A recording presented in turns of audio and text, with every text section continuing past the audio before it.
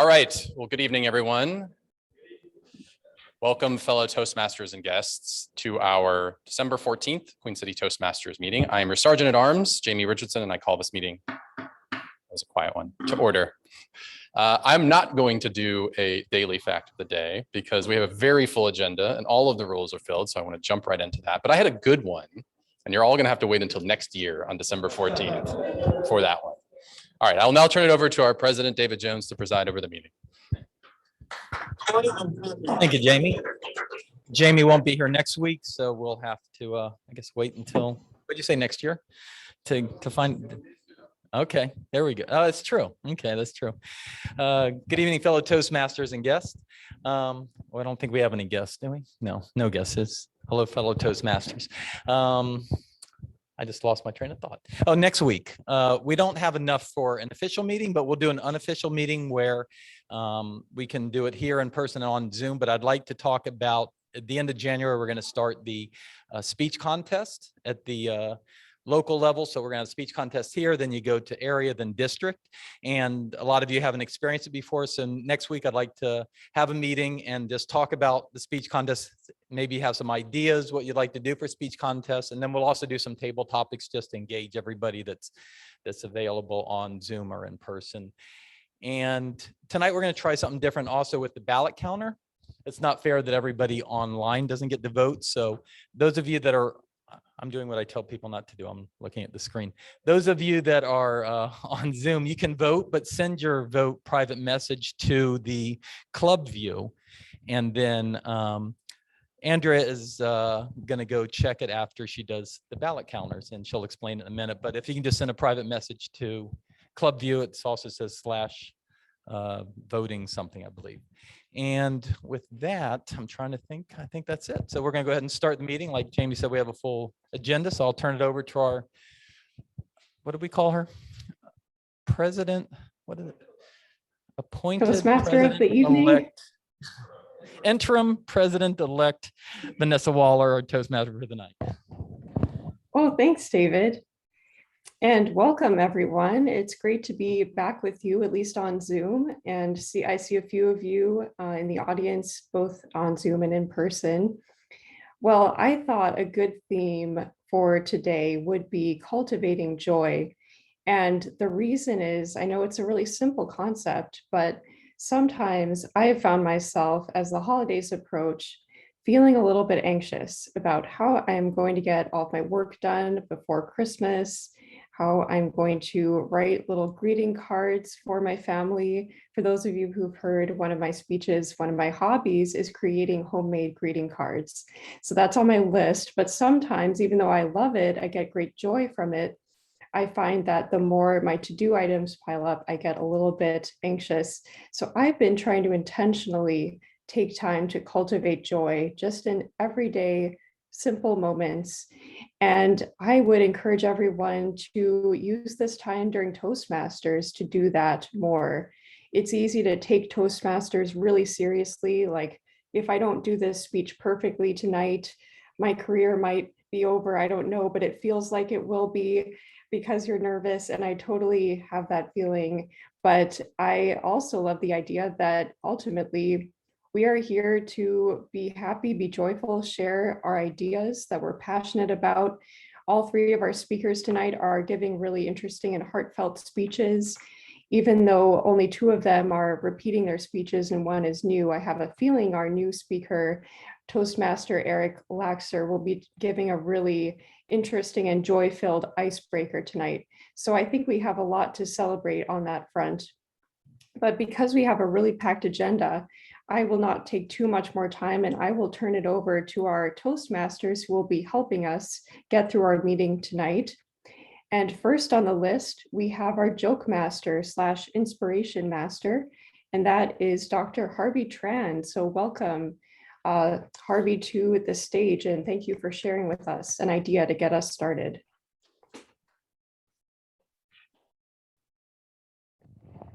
Thank you, Toastmaster Vanessa. Good evening, fellow Toastmaster.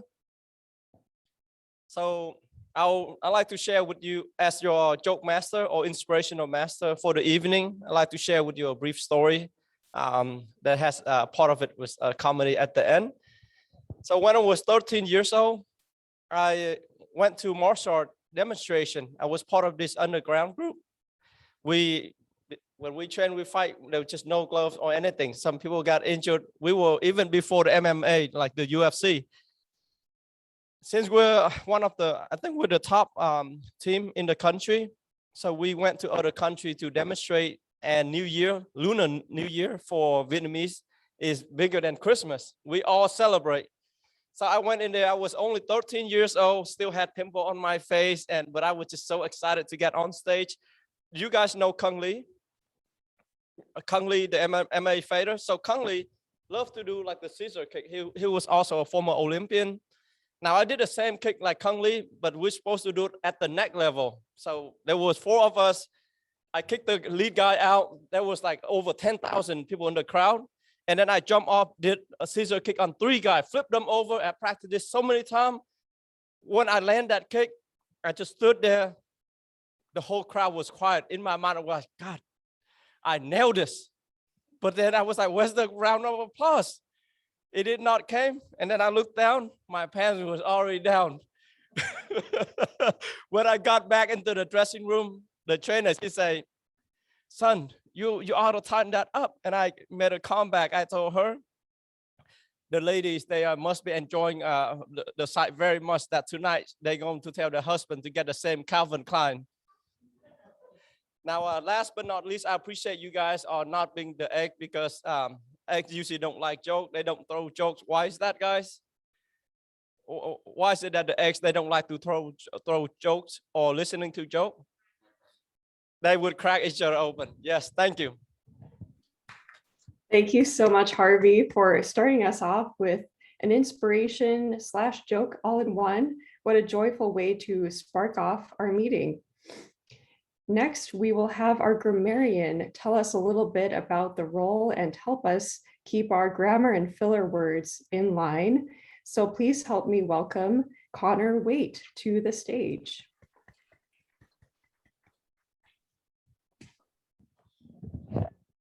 Good evening, Toastmasters, and well, no guests here today. Today I'll be the grammarian. I will be counting the filler words. So and I'll be also giving final report at the end. So I just said another one, but we will have our word of the day is ubiquitous. So ubiquitous means to be found everywhere. So it's UBIQUITOUS.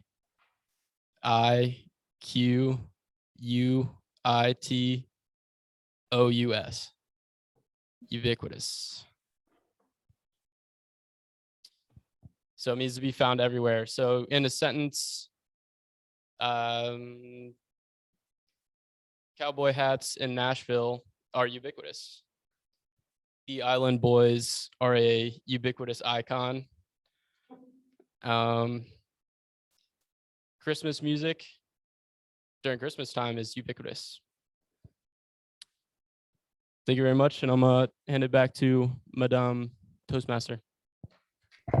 Thank you so much, Connor, and a great word. We hope that the use of the word ubiquitous will be a ubiquitous part of this Toastmasters meeting tonight. Sorry, I couldn't resist. All right, next we have our timer who will help everyone stay in line with the timing guidelines in terms of both speeches and table topics and evaluations. So let's welcome Julian.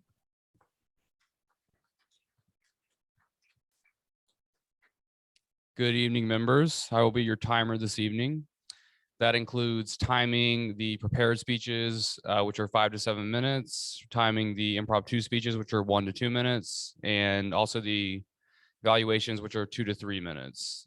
You will have a 30-second grace period at the beginning and end of the speeches, except for impromptu speeches. And the light will turn green when you reach the qualifying time. The light will turn yellow when you are halfway through, and it will turn red at the end. And you will know you have 30 seconds remaining. Back to you, Vanessa. Thank you, Julian, and thank you for diligently helping us keep track of our time with those lights. Definitely a important job every meeting. All right, I also want to take a moment to recognize our ballot counter.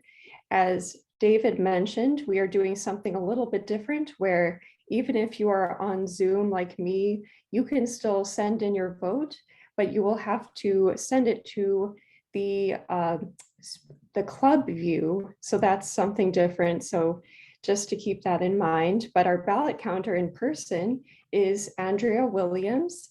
Thank you so much, Andrea, and I'll welcome you up to the stage if you want to give a brief explanation of your role.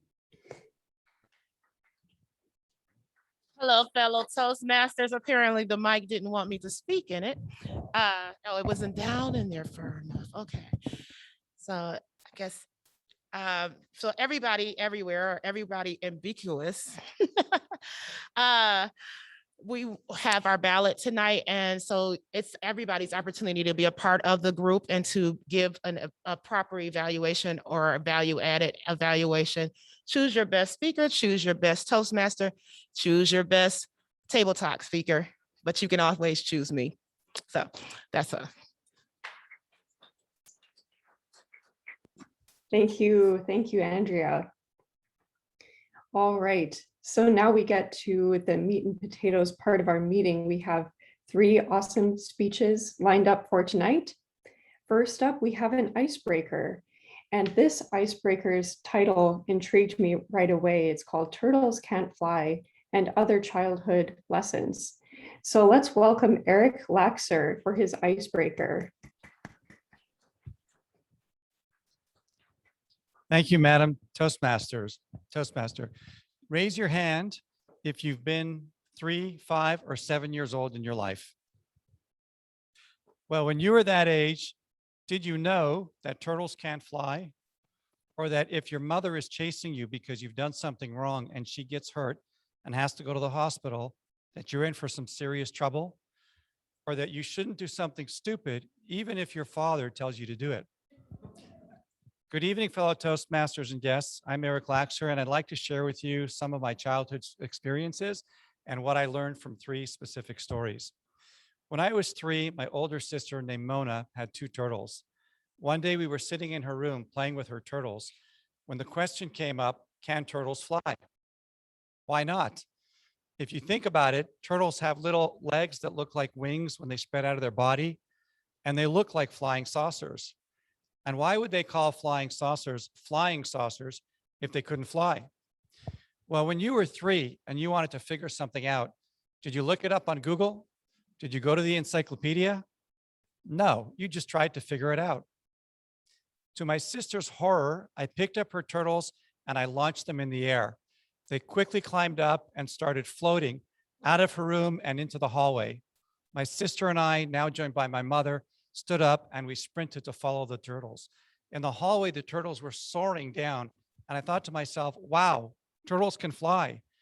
They went into the bathroom and we quickly chased after them, pushing each other as we squeezed through the bathroom door. In the bathroom, we found the 2 turtles lying in the bathtub on their backs, kicking their little arms in the air, and they were just fine. I learned 2 lessons that day. Number 1, turtles can't fly. And number 2, my sister had a really good left hook.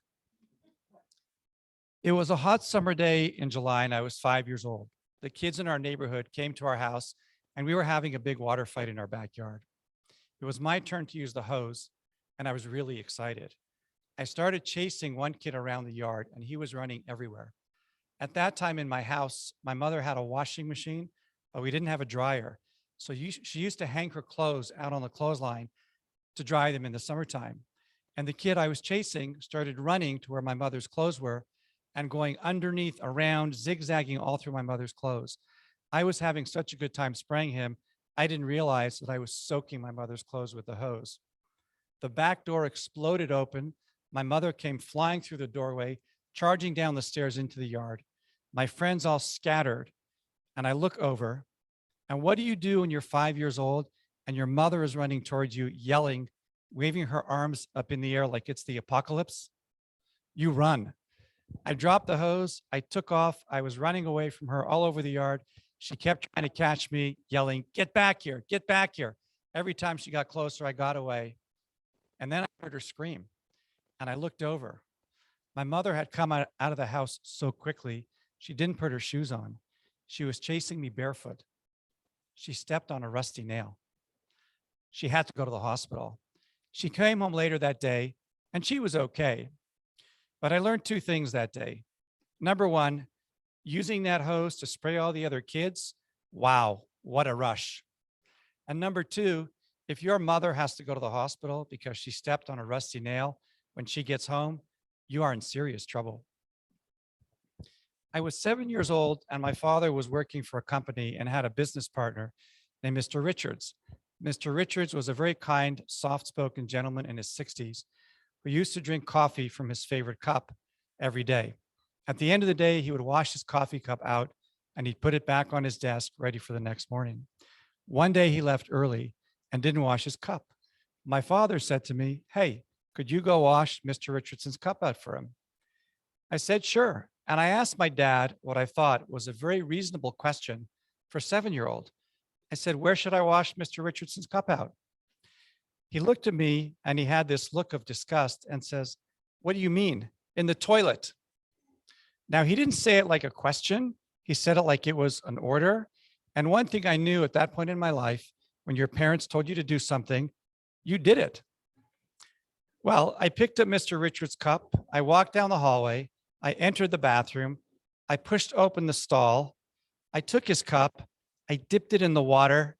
I swirled it around and I emptied his cup. I shook it off. I started to walk out of the bathroom when I made eye contact with myself in the mirror. And I had one of those Jiminy Cricket from Pinocchio, let your conscience be your guide moments. And I opened the sink and I took the soap and I scrubbed his coffee cup really, really well. I brought it back to my father and I confessed. I remember watching my dad's expressions change. He went from disbelief, shock. He became very agitated and extremely upset. It was kind of like watching one of those cartoon characters with smoke rising up from their head. Let's just say that was a really long car ride home. I learned two things that day. Number one, Mr. Richardson, he was a very kind and forgiving person. Number two, when you do something stupid that your father tells you to do, he's not the one who's going to get punished. So I learned three things from these stories. One is, don't mess with your older sister or her stuff. Number two, always listen to your mom. And number three, listen to your dad most of the time. Thank you.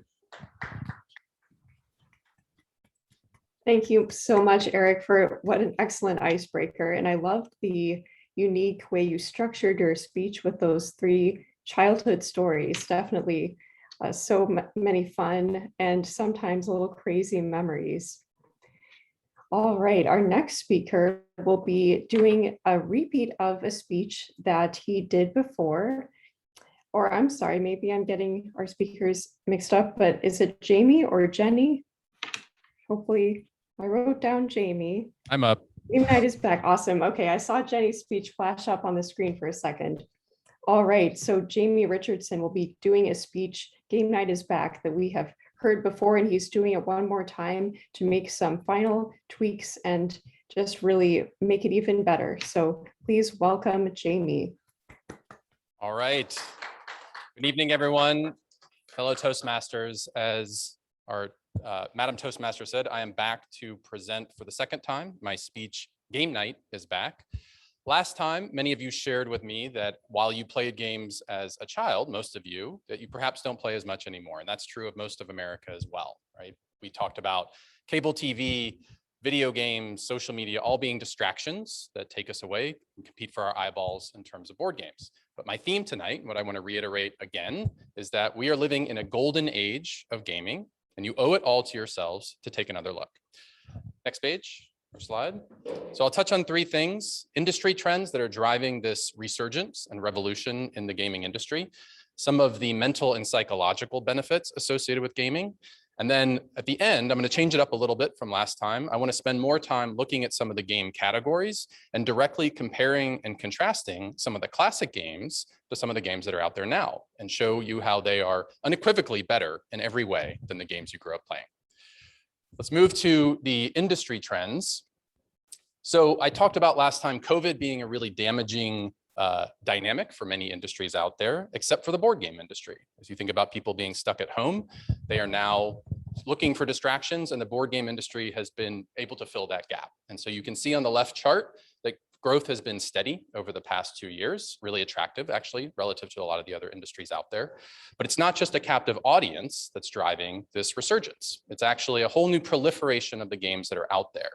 And so on the right side of the chart, or the page, you can see a chart that reflects the rise of independent gaming. This is a whole new segment of games out there that aren't supported by the traditional publishers, the Milton Bradleys of the world. These are independent gamers who found success through platforms like Kickstarter. And so on the left side of that chart, you can see in 2010, there were 19 games successfully funded on Kickstarter. Fast forward 10 years to 2020, over 3,000 games were successfully funded, some of them raising over $10 million. And that just goes to show you that there are whole new categories of games out there that you've probably never seen before that have arisen out of this groundswell of independent gaming, as well as there's whole new segments and populations, especially for adults out there who are now finding games that perhaps are more evolved than what they remember playing as kids. If we can move to the next page. Let's talk about some of the benefits. So again, as a parent, what's been important for me is introducing my kids to games at an early age, because studies have shown that that helps build and develop what is called executive function. These are the skills associated with the part of your brain that drive organizational thinking and memory and adaptive and creative thinking. All skills important for success in life. Even as we age, board games can be really helpful. They can help keep us mentally sharp and mentally acute.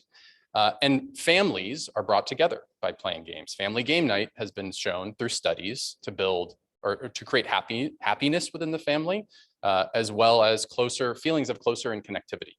Compare that to families who talk about spending more time on social media or on devices, and even though they're together, they report feeling more alone and more disconnected. So let's move to some of the classic game categories, and let's talk about how those have evolved over time. The first one I want to touch on is in the strategy game category. Again, these are games that depend more on on skill than on luck.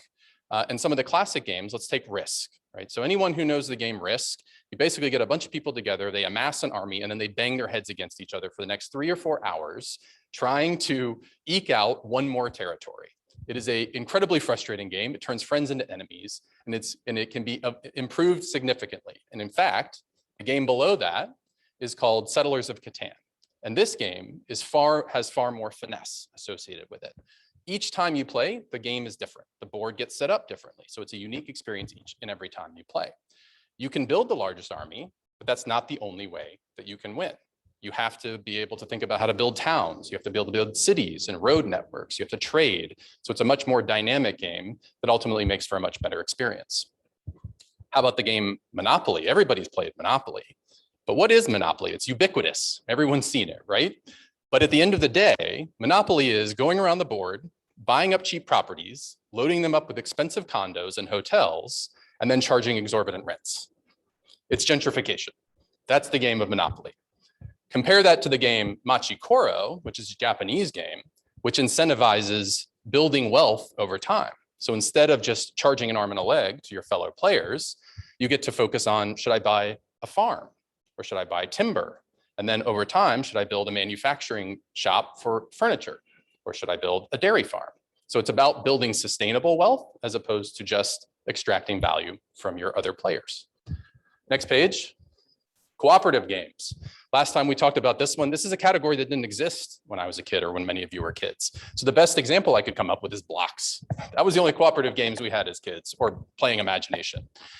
Blocks are great, but they're not all that exciting. Compare that to the game on the left, Sentinels of the Multiverse. This is a game where each player gets to take on the identity of a superhero with unique superpowers and team up to fight a supervillain. Who doesn't want to play that game? Or the other one, Forbidden Island.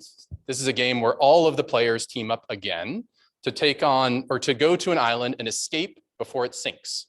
but you have pilots and scuba divers, and everybody has to realize the talents and unique skills that each can bring to the game to successfully win. We'll move to the next category or page, quick games, Connect 4. Everybody's played Connect 4. Out of all the games we talk about tonight, this is the one that I dread the most. My kids want to play it all the time, and it's the most boring game that I can possibly imagine. It plays exactly the same way each and every time. You put your one here, they put their one here, you do this, and it plays out exactly the same way.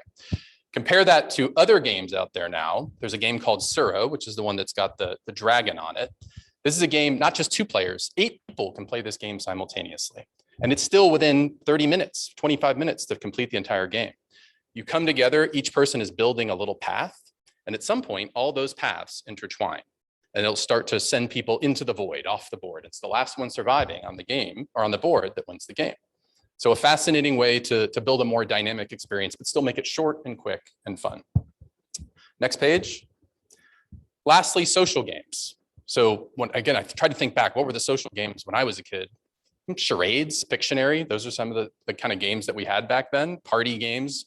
But who really wants to see their uncle one more time pretend to be Rose at the front of the Titanic, right? We need fresh new ideas. And so a game, One Night Werewolf is a game where everybody comes together and you have to decide which among the other players is the werewolf. And there's obfuscation, there's pretending to play something that you're not, but you have to figure it out by the end of the night. But it's still a 15-20 minute game. Next page. All right. So now that you've seen a little bit about how games have evolved, you've seen that it's not the same stale old games that perhaps you recall as a kid. I still have a challenge for each and every one of you. Pick a night, turn off your devices, gather friends or family, and have a game night. If you must, dust off one of the classic games that are out there, but I strongly encourage you to try one of the award-winning innovative games that have burst onto the scene in the last year. I guarantee you will have fun. You may reignite that competitive spirit within, and you will definitely strengthen relationships. Thank you, and back to you, Madam Toastmaster. Thank you so much, Jamie. What an excellent overview of all the different board game options out there. And next, I'd love to welcome our third and final speaker, Jenny, who will also be giving a speech that she's given once before, and she's made some improvements and tweaks. So let's give a warm welcome to Toastmaster Jenny. Thank you, fellow Toastmaster Vanessa and guests.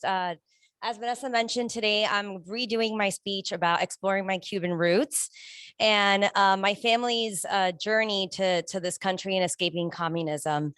For those of you that don't know, in 1959, Fidel Castro took power. Somebody's there, over Cuba, and became the first communist state in the Western Hemisphere. And my dad was about 10 years old at the time, and my mom was about 12 years old. And Cuba during this time was, pre-revolution, pre-1959, was just a way ahead of its time. It was a beautiful island nation, very famous for sugar production, beautiful beaches. All the celebs used to flock there. Ernest Hemingway, Frank Sinatra, you name it. It was kind of the spot to go to. And so my family, just a little bit of background about my family. My dad grew up in a town. It was called Matanzas, and it was essentially like a farm town. So it was a really kind of poor upbringing, very humble. And my mom was part of a hardworking middle-class family. So she was the youngest of 5. And my grandfather owned 2 businesses. So they had a really thriving lifestyle in Cuba. It was the typical Latin, community that you would imagine. Doors were always open, neighbors were always over, drinks were flowing, lots of food, and just whatever you would typically imagine of a Cuban or sort of Latin household. Flash forward to 1959, Castro, seizes power, and the ubiquitous mood in Cuba was like, holy shit, let's get the F out. Next slide. With that, as you can see here, back, when I was describing Cuba in its heyday, it was just, way ahead of its time, very developed, island nation. And this is Cuba current state, just completely run down because of the socialism and the society that they live in and the lack of resources. And it's very just unkept and very sad. So the way that my family arrived to this country was very interesting. So there was this thing, if you go to the next slide, it was called the Peter Pan Exile. And so from the year 1960 to 1962, 14,000 unaccompanied minors from the ages of 6 to 14 years old were put on these freedom flights by their parents, because the word around town was that Castro and the Cuban government was going to seize like parental rights, right? And so they were just freaking out. And this was a way for them, for their children to come and escape communism for an opportunity to, get away from that lifestyle, but they couldn't go with them on the plane. So just think about the courage and the bravery that these Cuban families had to have had just to put their children. And, I'm sure most people here have children, I'm assuming. I mean, can you imagine putting a 6-year-old child on a plane, not even knowing if you're going to meet up with them, or when? So it was 4 years before my father was reunited with his family from the ages of 12 to 16, and really having to kind of, raise himself in that really, pivotal time in his life. My mom, came in a different way, and she went to Spain and then made their way here. Just another Peter Pan, kind of a fun fact, if you will, and bringing full circle this land of freedom that we live in and the land of opportunity. Most of you know Mr. Jeff Bezos, the most wealthiest man in the world. His father, Mike Bezos, is Cuban and was on the same flight as my dad. And so think about that decision that his parents made, and little did they know that he would end up adopting what is now the wealthiest man in the planet. And so just kind of a fascinating story there. So in 2019, when Obama was president, he kind of lifted restrictions and made it easier for people to travel to Cuba. So being the curious and adventurous person that I am, I definitely wanted to visit. And so the next slide is a photo of my mom in front of her house. And so she gave me her address, and I went and I knocked on the door, was able to go into the house where my family once grew up. And that's what that, photo shows. The next image is really interesting. And this is like how the Cuban people live there today. And this is a ration slip. So like we go to the store and we buy as much, toilet paper and toothpaste and wine or whatever it is that we're getting.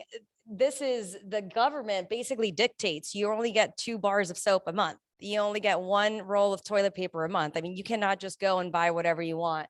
And my cousin blew this up and put it in his kitchen as a reminder of the, what he once came from, and now that he's able to afford as many rolls of toilet paper as he wants. The next image shows a little bit about the Cuban family that we stayed with, and our driver that's pictured there, his name is Juanito, which was very sweet and funny. This is just kind of a silly follow-up. I mean, they don't even have Wi-Fi technology, so we showed him Snapchat and he thought it was the most hilarious thing. And then the last image is a photo of my family and, my parents, and they went on to have my brother and I, and now they have grandchildren, and they're in Miami and happy and retired. And in summary, what I learned is that sometimes we like to reflect on the tragedies that kind of shape our lives. But I always think the Cuban story, and it really just impacts me. It's such a big part of me, and the courage and the bravery that my family had to go through to give me the things that I have today, and the opportunities that we have in this country are just so meaningful to me. And so hopefully this inspires you to go and learn a little bit more about your roots and take your story a little further. That's it. Thank you so much, Toastmaster Jenny, for another excellent speech. And I loved all of your photos. It was so informational and educational. Before we move to our next segment, I'd like to call on our timer just to give us a brief report of how our speakers did in terms of the time guidelines. Yeah, so Eric, you had a great icebreaker. You were at 5 minutes, 58 seconds. Jamie, you were a little bit over. I had you at like 7:40. And then Jenny, you were at about 6 minutes, 10 seconds. So everyone qualified but Jamie, unfortunately. All right, thank you, Julian. And our next part of the meeting is an opportunity for anyone to participate and focus on impromptu speaking. So for that, I'd like to welcome our table topics master, which will be Natalie Alberto. Welcome, Natalie. Thank I you, Madam have- Toastmaster. Good evening, everyone. I know there are no guests in the audience, but it's a pleasure to join you all. And I love this evening's theme, Cultivating Joy. I just actually had what would have probably been a stressful experience become a really joyful one. And so I'm still learning my way around Charlotte, and I got lost driving this evening. So I have made it in time to be your table topics master. And I think previously it probably would have been flustered, but it became kind of like a game, beat the timer and make it to the meeting. Anywho, I wanted to start by selecting our first participant. I know most of us have a role this evening, so I'm putting Elvis on the spot and would love to have you as our first table topic participant.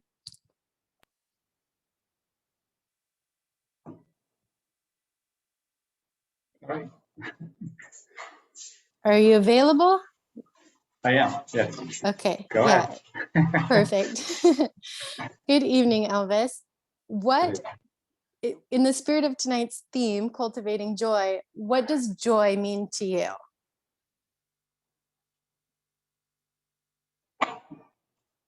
Ooh. Thank you, Madam Table Topics Master, and good evening, fellow Toastmasters. Joy. It's an amazing feeling of enjoyment, happiness, fulfillment, which is typically experienced when you go through something that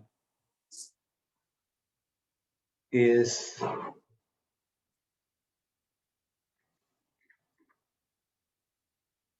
appealing, something that causes you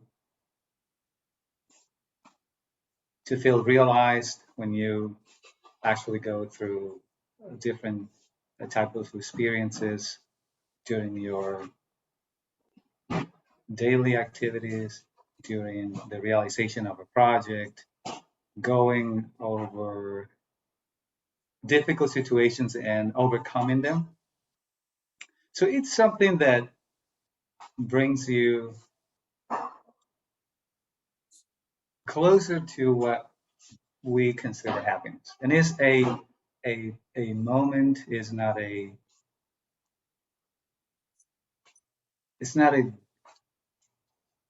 destination, I would say, is not a fixed thing. It's something that is experienced in a moment that can be built, that can be worked upon. It's something that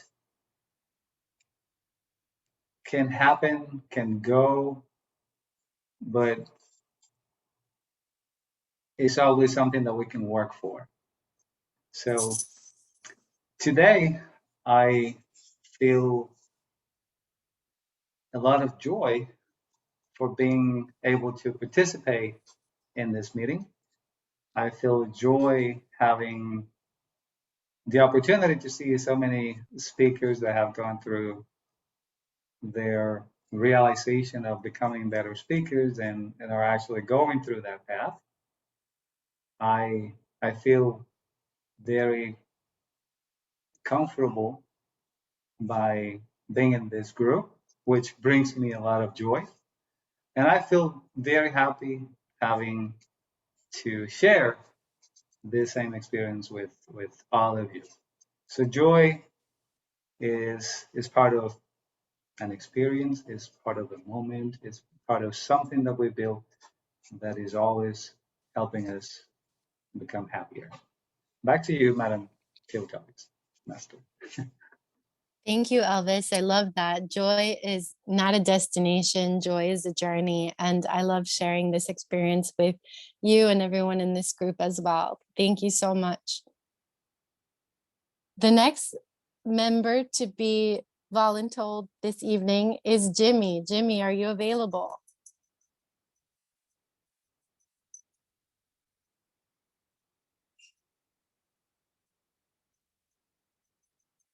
Jimmy?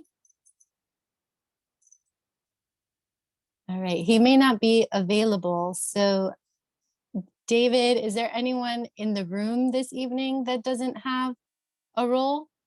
Otherwise, I'll take some volunteers, either online or in the room. I'll do one. Hey, I'll do one. Okay, perfect. Is that, sorry, I can't see who is speaking. Julian. Julian, okay, that's what I thought, but the camera is unfortunately cutting off your face, so I can't see you, just seeing the lower half right now. Okay, there we go, perfect. Julian, tell us about some habits that you have that help you to cultivate joy. All right. Habits that I have to cultivate joy. Well, I would say that I can't think of habits that maybe cultivate joy, but I think that there's habits that we probably do in our lives that allow us to thrive and to let us be able to do things that we do enjoy and create joy. So I would say just being disciplined, being ambitious, pursuing relationships, all of those things allow us to have joy and to make more money and to thrive. So I would say just the daily habits that make us successful create joy.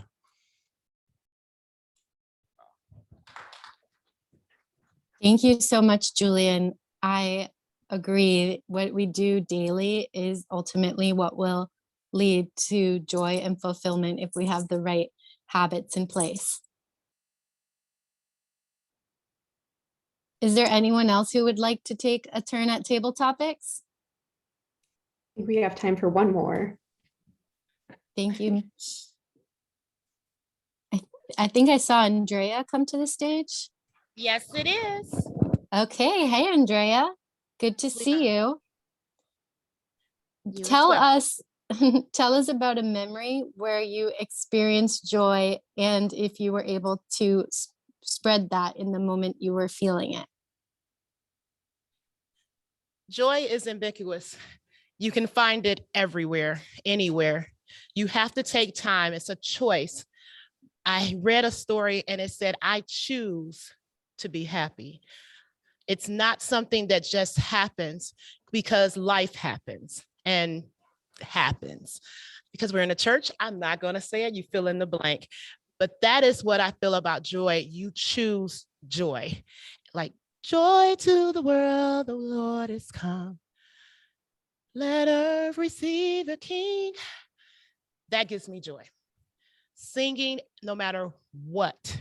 If you can think of a song where you were happy, you were at peace, where you could just release from the world, use that song to put you back in a joyful mood. Because what happens is, like our speaker was talking earlier, Jamie, that when you're playing games with your family, those are the good times that we remember. So even though your family member may not be here, you have those times that you can think about the joy. And as Jenny was saying, she went back to her family's home and she decided to learn more and understand more. And when you understand somebody, you may understand why you think they don't have joy. Or as other people have said to me, you're always so happy. Why are you so happy? I'm really not. I just choose to laugh at the fact that sometimes the devil wants to get in the details. So I laugh about life. I laughed about COVID. I laugh about having a allergy. I laugh about a lot of stuff. I even laugh when it may not be so appropriate, because to me, to have joy is a choice. Choose joy today. Thank you, Andrea. Beautiful voice, and you certainly spread joy with your message. Thank you so much, everyone, for participating in table topics. And I just wanted to share something that stood out about the word joy for me and leave you with this thought.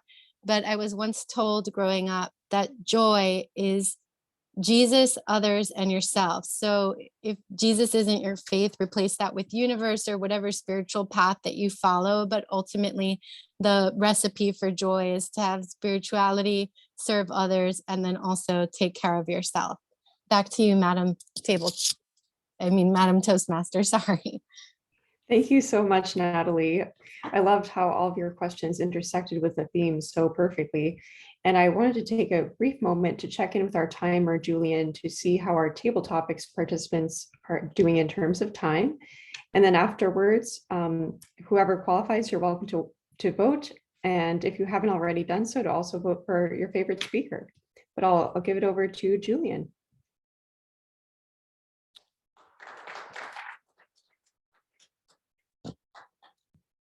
All right, Elvis, you were a little over 3 minutes and 11 seconds. I was just over at 1 minute and 3 seconds, something like that.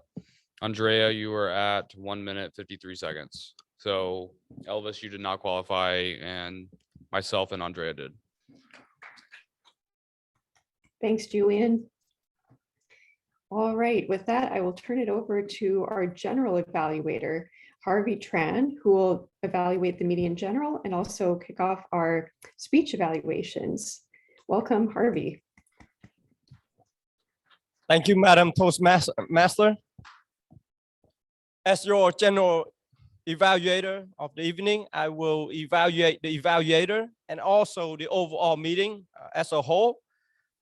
So for our meeting tonight, our three evaluator are Toastmaster John Capello, Sean Sohal, and also David. John.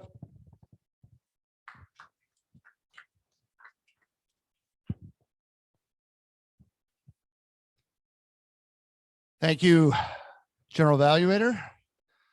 Good evening, fellow Toastmasters. It's my distinct pleasure to evaluate Eric tonight on his icebreaker. Icebreakers are special, let's face it. And it brings me a lot of joy because for what I think it represents, it's a celebration. It's the first step off that diving board, the first few pedals of that bike, and it's conquering for the first time the fears that I would argue or the anxieties that are really in your head. And I think that's the reason for the celebration. And I know I was thrilled when I gave my first icebreaker, and it's really just getting over the hump and realizing, you know what? I didn't die. No one threw stones at me. I'm still standing. Maybe that wasn't so bad, or maybe even more so, I could be good at this. So I hope you feel that way tonight. And I can sense the pride and joy in Queen City is ubiquitous. Now let's talk about your speech. And I think Vanessa mentioned it. I really liked your unique title. It captured my attention immediately. And one of the things you had said you wanted to really focus on is your use of stories as well as your vocal variety. Let me address your use of stories first. To me, I think it's so important in any speech is to really connect, and not just connect with the audience, but really try to connect on an individual level, whether it's through your use of eye contact, but you want every person in that audience leaving going, I know exactly what Eric was talking about. I had a very similar situation when I was a kid. And that is what allows you to connect. That is what allows you to be memorable. And if connecting is the destination, then the vehicle that gets you there is the story, right? And you use that effectively and then very clearly delineated. Here are the three ways. Here are the three stories I'm going to tell you. Here are the lessons I learned from each of them as well as overall. And that's what keeps people interested and engaged. So great use of story and great just way to connect with the audience. Second is your vocal variety. I thought you used proper inflections. I distinctly remember certain statements like, wow, or your mother, like changing the tone of your voice when using your mother's voice. Those are all things that help change and keep things interesting, and use that roller coaster analogy I've used in the past. if there were one thing that I could suggest you use to help improve is maybe embrace the pause.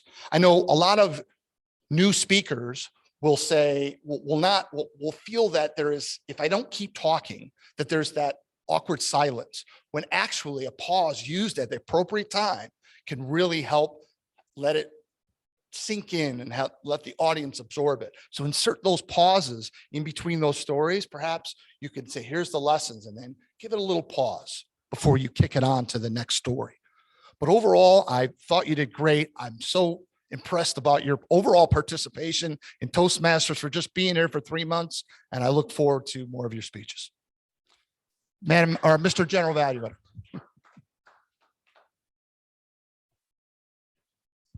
Thank you, Toastmaster John. At this time, I'd like to invite Toastmaster Sean Shoha.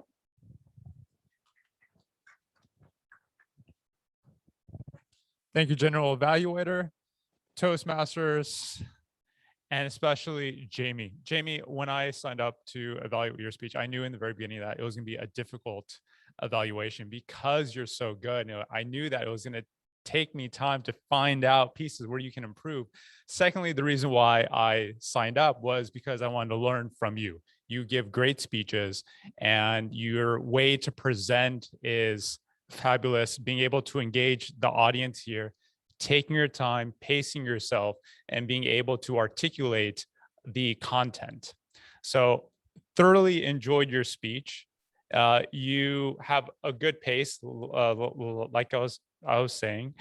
Your ability to capture the audience is good.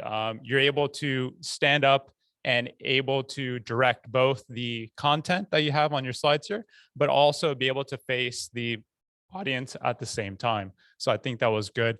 You came up here and you recapped. We kind of weren't sure, at least I was trying to remember what your last speech was. And as you were mentioning what the questions were, I kind of remembered a bit. Even our conversations that we had, you recapped and you told us about what you were going to try to fix. So that gave the audience a preface on what to look out for when you were providing your speech. You provided a good structure. You went through your trends, the mental reasons, and also the game categories as well. Those are the 3 different topics that you wanted to go through. Your transitions are well. You're able to go through trends and mental and then the different categories. So you're able to have a good line on knowing when to switch from one topic to the next topic.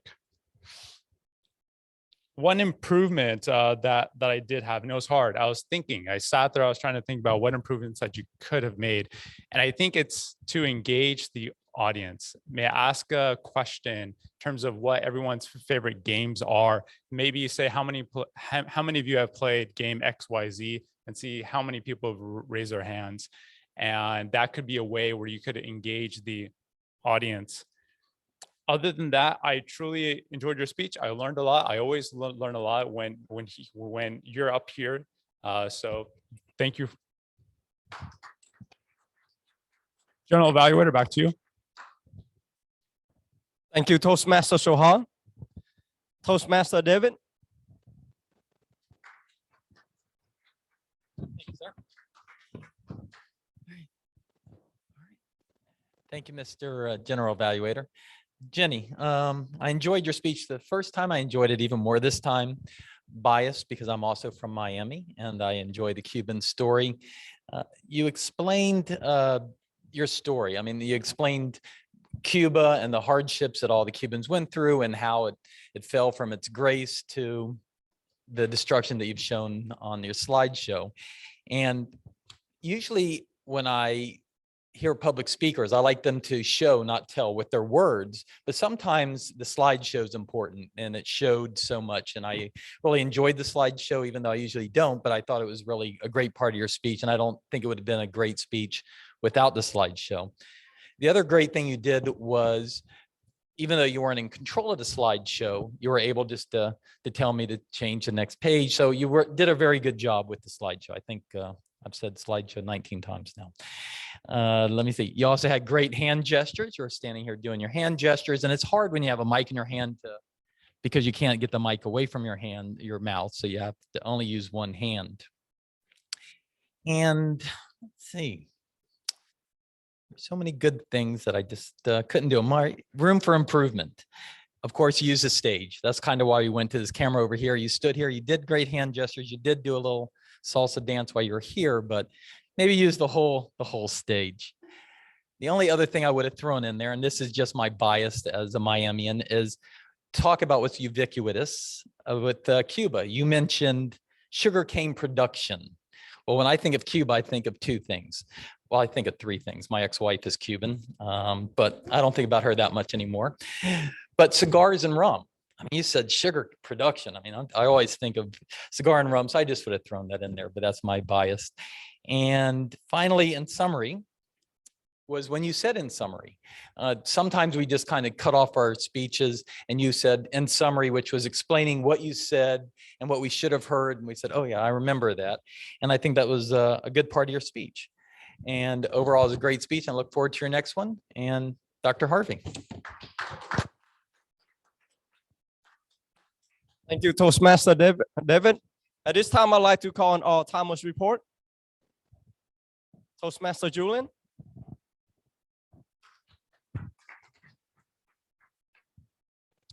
All right, we had John at 3 minutes, 10 seconds, Sean at 2 minutes and 20 seconds, and David at about 2 minutes, 10 seconds. So everyone qualified.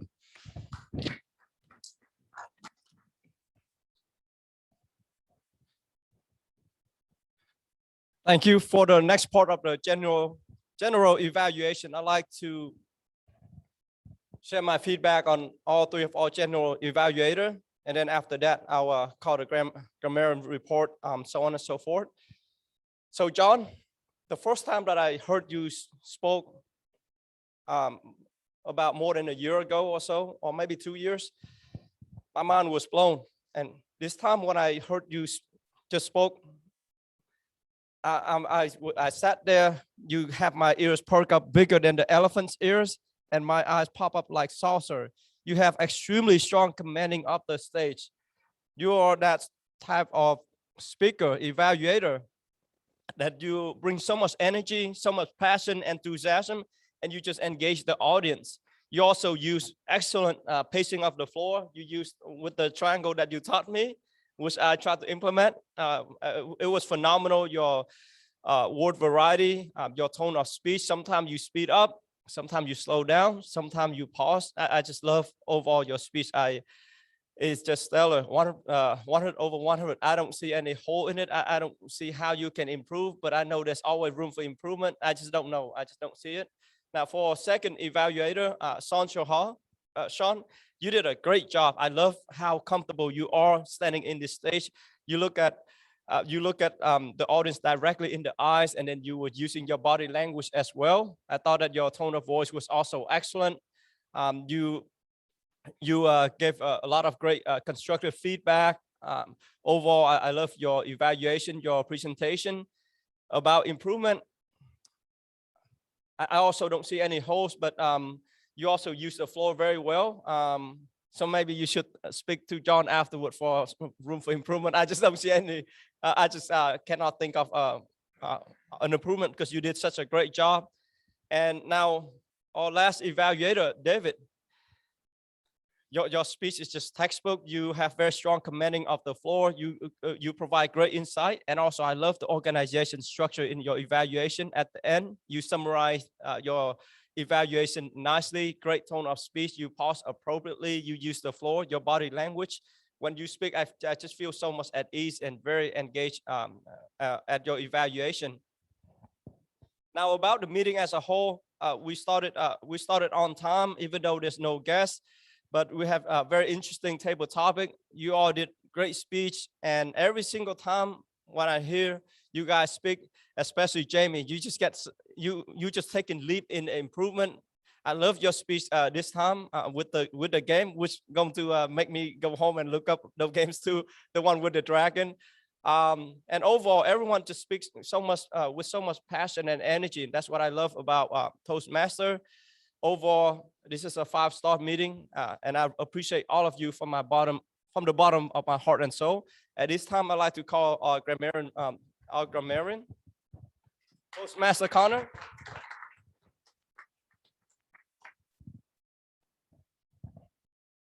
Thank you, Dr. Harvey. Today, the word of the day, ubiquitous, was used 5 times. Dr. Harvey, you had 7 ums, 1 so, and 2 us. Julian, you had 4 us and 1 Andrea, you had 1 1 actually. And Andrea also used the word of the day. Eric had 0 filler words. Very good. Jamie, 4 us, and also used the word of the day. Jenny, 5 4 2 use the word of the day.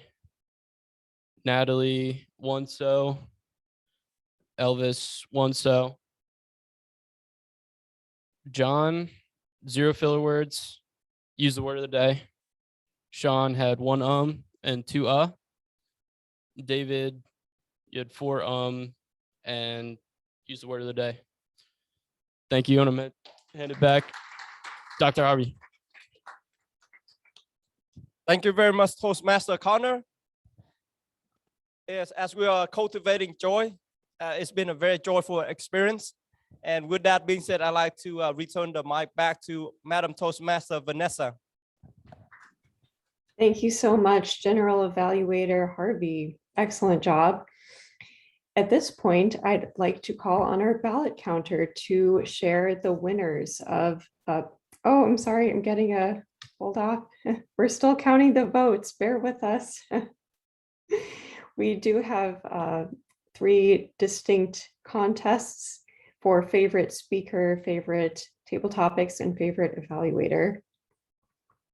So I guess while we're waiting for the ballots to be finalized, I can ask our presiding officer, I know we're getting a little close on time because we did have a packed agenda, but David, did you have any announcements to make? I know you made a couple at the beginning of the meeting regarding the plans for the contest, but I wanted to check in on anything else.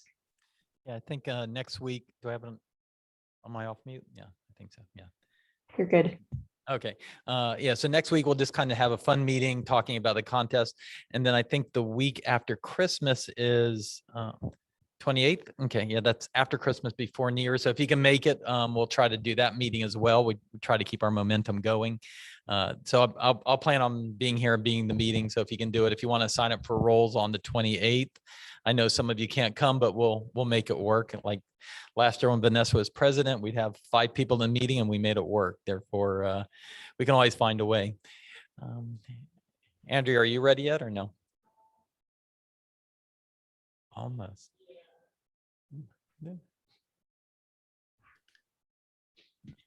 That's good. It means we had a lot of people voting and sharing their thoughts. All right. All right, here she comes. All right, here she comes.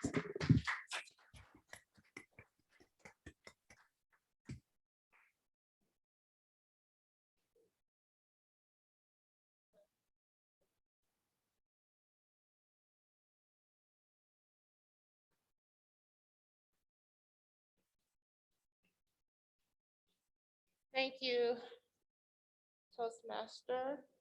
Okay, so, oh, you can't hear me. My apologies. That would have been a bad evaluation. Okay. So let's see. For our icebreaker and best speaker, it goes to Eric.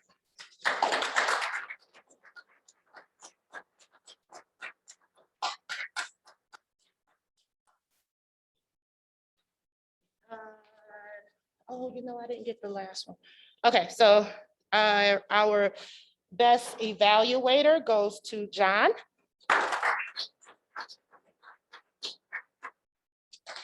And I saved the best for last because I have joy.